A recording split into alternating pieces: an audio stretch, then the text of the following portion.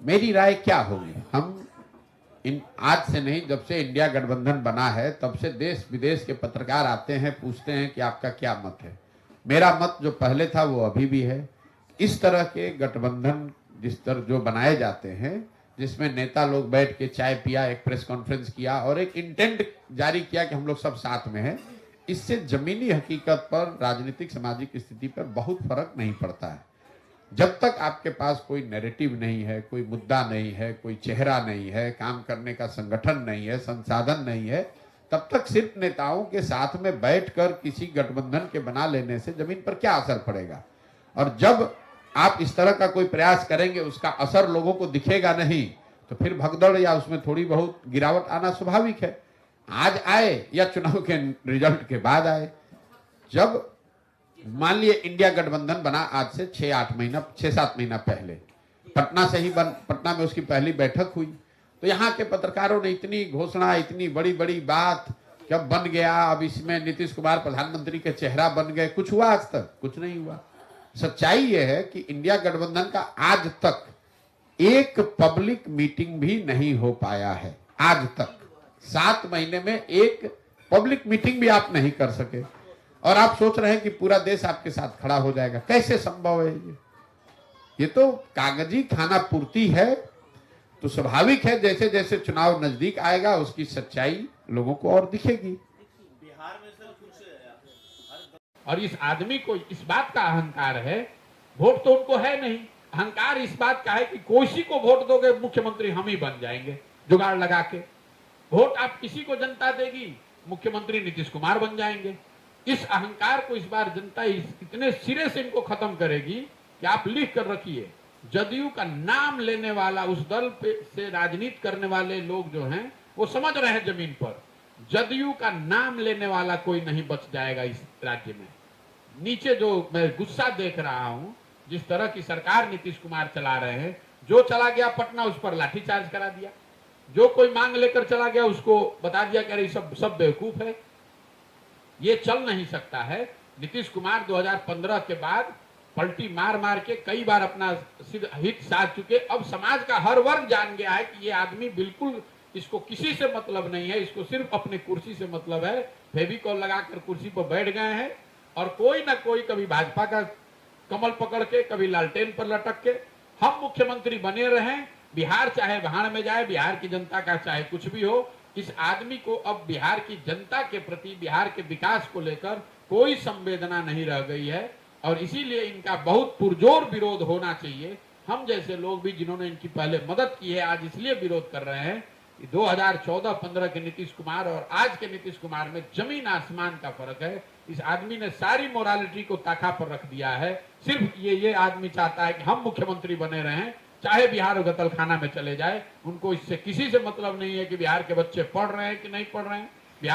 बिहार ने देखा कि कोरोना के काल में 2 महीने तक हजारों बच्चे रोड पर, नवयुवक दर दर की ठोकर खा रहे थे और ये आदमी अपने बंगले से बाहर नहीं निकले।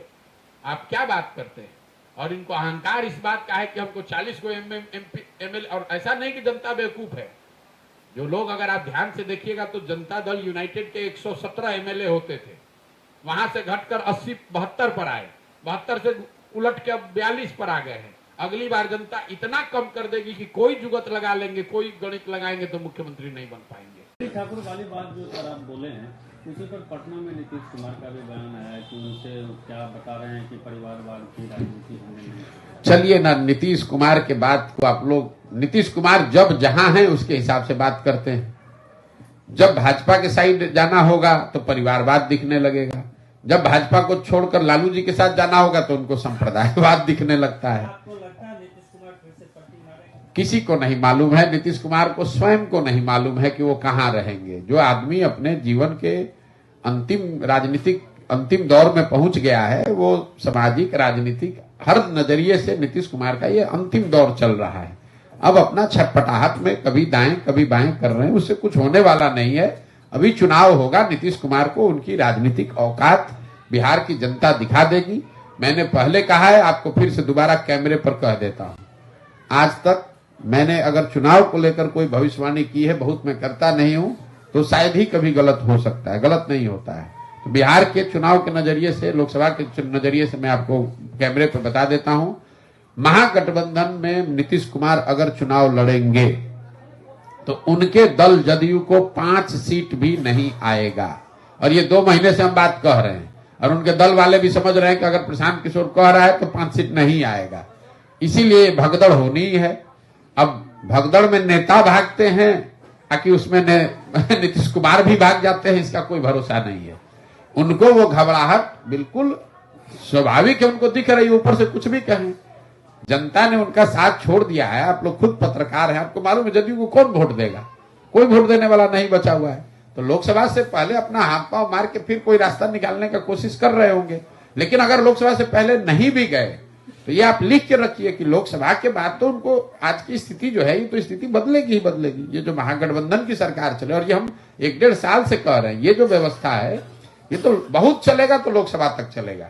लोकसभा में ये लोग हारेगा, फिर भागना तोड़ना शुरू हो जाएगा। कर्पूरी जी को भारत रत्न मिलना बहुत अच्छी बात है, स्वागत योग्य बात है। वर्षों से इसकी डिमांड लोग करते रहे, लेकिन ये सब बातें चुनाव के 1 महीने 2 महीने पहले इसलिए की जाती हैं कि लोग अपने 5 साल की समस्याओं को भूलकर इसी में आकर बहकर फिर वही गलती करके वैसे ही वोट कर दें। आपका कहना है लोग तो फिर वही बात करेंगे। अगर लोग फिर वैसे ही करते रहेंगे तो उनकी स्थिति भी वैसी ही बनी रहेगी जैसे पहले से है। ऐसा तो है नहीं कि बिहार ने लालू जी का शासन नहीं देखा, कि नीतीश का नहीं देखा, कि मोदी का नहीं देखा। भाई 10 वर्ष से मोदी जी प्रधानमंत्री तो हैं ही, उससे बिहार में बेरोजगारी तो खत्म हुई नहीं, उससे कोई बिहार से पलायन रुका नहीं। उससे पहले जब केंद्र में यूपीए कांग्रेस की सरकार थी तब भी बिहार की दशा यही थी। हम लोग तो इस अभियान में रोज ये बात कह रहे हैं कि ये बात ही बेमानी है कि किसने बिहार का भला किया, किसकी वजह से बिहार का नुकसान हुआ। हम तो बिल्कुल उल्टी बात कह रहे हैं। हम ये कह रहे हैं कि जितने भी दल और नेता बिहार में रहे हैं, उन्होंने जो काम किया या करने का दावा कर रहे हैं, उस सब बात को आप सही मान लीजिए। मान लीजिए कि 40 साल के अपने शासनकाल में कांग्रेस ने यहाँ काम किया। ये भी मान लीजिए कि 15 साल लालू जी के राज में बिहार में जो गरीब वंचित पिछड़ा था उसको आवाज मिल गई। यही तो दावा कर रहे हैं, मान लीजिए इस बात को। ये भी मान लिया जाए कि भाई नीतीश कुमार भाजपा के राज में यहाँ पर सड़क बिजली में कुछ सुधार हो गया। लेकिन अगर सारे लोगों के काम को, दावे को सही मान भी लिया जाए तो भी इससे तो कोई इनकार नहीं कर सकता है कि पूरे देश में सबसे गरीब, सबसे पिछड़ा, भुखमरी, बेरोजगारी वाला राज्य बिहार है। तो बिहार की जनता को, आपको, हमको ये सोचना है कि भाई देश आगे बढ़े, तेजी से बढ़े, धीरे बढ़े, वो तो एक कहानी है, लेकिन बिहार तो जहां था वही है। आपके बच्चे 20 वर्ष पहले भी जा रहे थे मजदूरी करने, 20 वर्ष पहले वो पंजाब और हरियाणा जा रहे थे, आजकल वो तमिलनाडु और तेलंगाना में जा रहे हैं, गुजरात में जा रहे हैं नौकरी करने। फर्क इतना ही पड़ा है।